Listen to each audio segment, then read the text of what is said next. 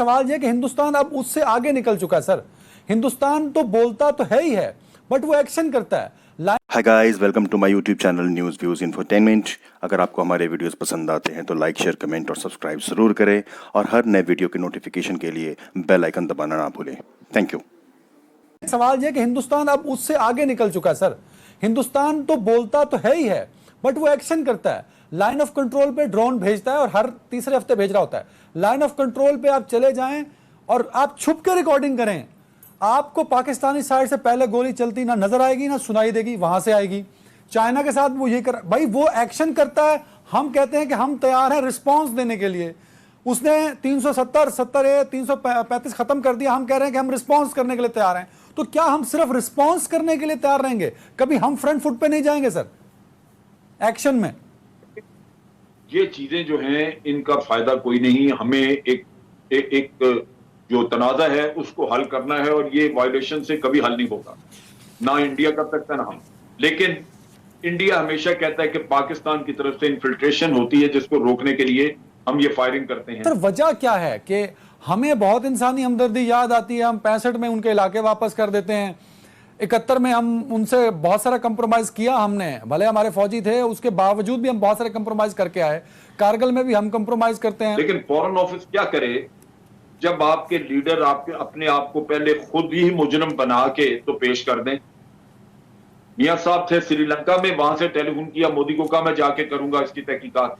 अभी तो मोदी ने इल्जाम ही नहीं लगाया था आपने, और फिर आके एफआईआर दर्ज करा दी आपने और फिर तहकीकात खुल गई। लेकिन उसके बावजूद अगर आपका वजीर आजम ये कहे कि क्या हमें बॉम्बे में ये लोग भेजने चाहिए थे, और ये स्टेटमेंट उनके इंटरनेशनल कोर्ट ऑफ जस्टिस में चलाई गई, वहां रेफर की गई। आप इसको यूं सोचें कि अगर आपका डिफेंस मौजूद है और जेन्युइन डिफेंस है, आपका फॉरेन ऑफिस ये कर सकता है। लेकिन फॉरेन ऑफिस के हाथों पांव काट दिए जाएं और खुद मुल्क का वजीर आजम ये कार्रवाइयां शुरू कर दे और इस तरह के इल्जाम अपने ऊपर ले दे, तो आप किधर जाएंगे? नहीं सर, मेरा पिछला सवाल भी इसी से रिलेटेड है सर। क्या हम जानबूझ के करते हैं कि हमारे दिल में मोहब्बत जाग जाती है, या हम उनके कहने पे करते हैं? अगर उनकी देखिए सर, अगर मैं दुश्मन के फायदे का काम कर रहा हूं तो ये इसका मतलब ये हुआ कि मैं उसका एजेंट हूं ना सर। एजेंट की डेफिनेशन ये भी होती है। तो वी ऑल आर एजेंट्स, कि हम उनके लिए काम कर रहे हैं, उनकी भलाई के लिए, उनको फैसिलिटेट कर रहे हैं सर। जनरल साहब, आपके वक्त भी हो सकती है, आपकी गलत पॉलिसी भी हो सकती है। मुझे 3 विंडो दे दो, मैं देख लूं ना। जी जनरल साहब बोले। उनकी जी आपकी गलत पॉलिसी हो सकती है, आपकी गलत सोच हो सकती है, और उसका फायदा दुश्मन उठाएगा। बहुत सारे लोग ये कहते हैं कि मियां साहब ऑलरेडी उसको जमान में जंदाल आया हुआ था यहाँ पे, जवाब उसको गालबन इन्होंने अंडरटेकिंग दी हुई थी। अगर ये दुरुस्त है तो आप सोचिए कि फिर हमारा हाल क्या है। मैं सच का प्रचार करूं मगर मैं झूठा और मैं दहशतगर्द, ये डिफरेंस क्यों है सर? देखिए, डिफरेंस बड़ा वाज़ेह है अदनान। भारत की बात को सच इसलिए माना जाता है और पाकिस्तान की बात को झूठ या प्रोपेगेंडा इसलिए माना जाता है कि भारत की मैशत मजबूत है। भारत आबादी के लिहाज से दुनिया के हमसे बड़ा मुल्क है। भारत के अमेरिका के साथ और वेस्टर्न कंट्रीज के साथ हमसे ज्यादा बेहतर ताल्लुकात हो गए, इसलिए उसकी दुनिया में से है। फिर जो उसकी जो ट्रेड रिलेशनशिप है अमेरिका के साथ और वेस्टर्न कंट्रीज के साथ, इवन अब तो वो मिडिल ईस्ट के अंदर पेनिट्रेट कर चुका था। यानी पाकिस्तान इस्लामी जमहूरिया पाकिस्तान इस्लाम का चैंपियन, हम नहीं वो उस तरह पेनिट्रेट कर सके जिस तरह वो मिडिल ईस्ट के अंदर यूएई के साथ, सऊदी अरब और बाकी मुल्कों के साथ पेनिट्रेट कर चुका है। जितने उसके लोग इस वक्त मिडिल ईस्ट में काम कर रहे हैं लेबर के तौर पे, पाकिस्तान के यानी पाकिस्तानी इतने वहां पे मौजूद नहीं है। तो उसका तो एक पूरा एक तनाजुर है कि वो किस तरह उसने इंटरनेशनल पॉलिटिक्स में अपनी जगह बनाई, इसीलिए दुनिया उसकी बात को मान लेती है। बात यह कि देखिए, हमारी एक पॉलिसी पिछले को 10 साल से यह रही कि हमारी अपीसमेंट की पॉलिसी बन चुकी थी भारत की तरफ। हमें उस अपीसमेंट की पॉलिसी को खत्म करना था और हमें बिल्कुल हेड ऑन हेड होकर बात करना थी, आंखों में आंखें डालकर, और दुनिया को बताना था कि क्या हो रहा है। एक साबिक डीजीआई साहब ने यह बात कही कि हमसे ज्यादा नवाज शरीफ साहब भारत की बातों पर एतबार।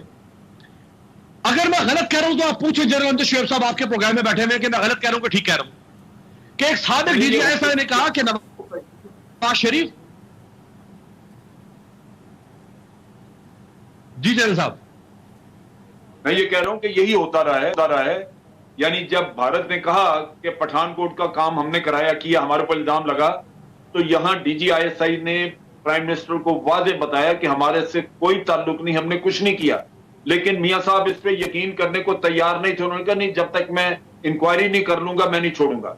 और इंक्वायरी भी उन्होंने कहा कि मैं ISI से नहीं करवाऊंगा, मैंने इंक्वायरी करवानी IB से। वो फिर ISI नहीं मानी, तो उन्होंने कहा जॉइंट इंक्वायरी। ये तो हालत है। ये अगर आपके हालात रहे, अगर आपके अपीसमेंट के, तो फिर आप कैसे? जी मीर साहब, देखें जी, जब हम बात करते हैं ना एस्पियोनाज की, अगर आपको याद होगा कि इन्हीं दिनों में इंडियन रॉ एजेंट्स या इनकी जो एजेंसी है, इन्होंने हमारा एक ex army officer through false pretences इनको नेपाल बुलाया।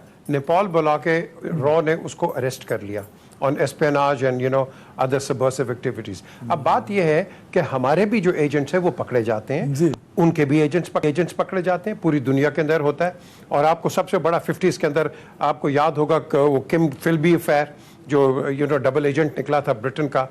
आपकी अपनी पाकिस्तान एम्बेसी, ये शायद लोगों को नहीं पता कि आपकी अपनी एम्बेसी लाउंज स्क्वायर के अंदर जब वो रेनोवेशंस हो रही थी, वहाँ बगिंग डिवाइस निकले थे।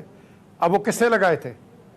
देखें, बात यह एस्पियोनाज हर जगह होती है, लेकिन हमने भी उसको एक अपना इसकी एक अपनी एस्पियोनाज की एक अपनी डिप्लोमेसी होती है कि आपने देखना है कि उसने उसको पकड़ा हुआ है, हमने इसको पकड़ा हुआ है।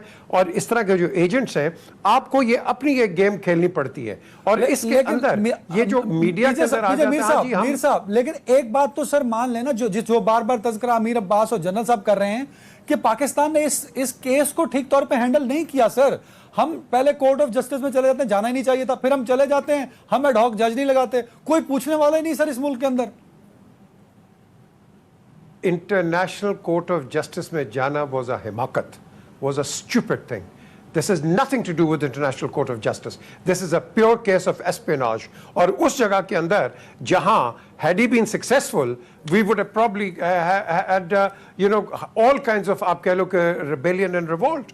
तो मैं समझता हूं ये हमारा अपना मामला है, ये इंटरनेशनल कोर्ट का मामला नहीं है, ये कोई डिप्लोमेट का नहीं है।